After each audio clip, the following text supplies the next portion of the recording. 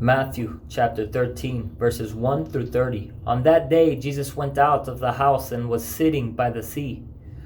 Such large crowds gathered around him that he got into a boat and sat down while the whole crowd stood on the shore. Then he told them many things in parables, saying, "Consider the sower who went out to sow.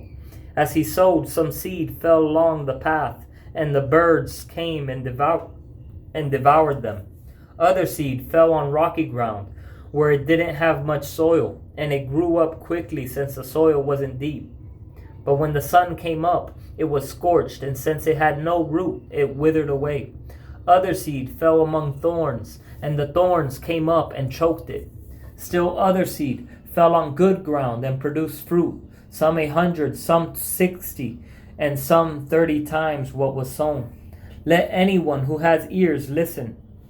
Then the disciples came up and asked him, "Why are you speaking to them in parables?" He answered, "Because the secrets of the kingdom of heaven have been given for you to know, but it has not been given to them. For whoever has, more will be given to him, and he will have more than enough.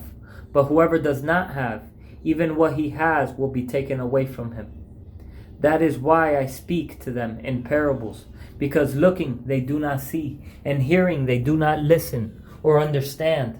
Isaiah's prophecy is fulfilled in them, which says, 'You will listen and listen, but never understand. You will look and look, but never perceive.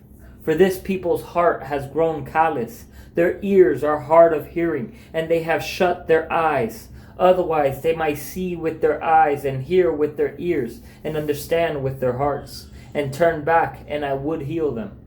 Blessed are your eyes because they do see, and your ears because they do hear.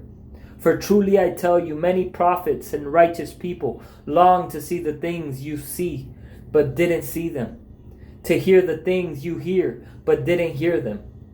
So listen to the parable of the sower. When anyone hears the word about the kingdom and doesn't understand it, the evil one comes and snatches away what was sown in his heart. This is the one sown along the path, and the one sown on rocky ground. This is one who hears the word and immediately receives it with joy, but he has no root and is short-lived. When distress or persecution comes because of the word, immediately he falls away. Now the one sown among the thorns, this is one who hears the word, but the worries of this age and the deceitfulness of wealth choke the word, and it becomes unfruitful. But the one sown on the good ground, this is one who hears and understands the word, who does produce fruit, and yields some 100, some 60, and some 30 times what was sown." He presented another parable to them. "The kingdom of heaven may be compared to a man who sowed good seed in his field. But while people were sleeping, his enemy came, sowed weeds among the wheat, and left. When the plant sprouted and produced grain, the weeds also appeared.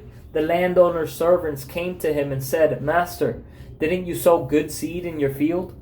Then where did the weeds come from?' 'An enemy did this,' he told them. So do you want us to go and pull them up?" The servants asked him. "No," he said. "When you pull up the weeds, you might also uproot the wheat with them. Let both grow together until the harvest. At harvest time, I'll tell the reapers, 'Gather the weeds first and tie them in bundles to burn them, but collect the wheat in my barn.'"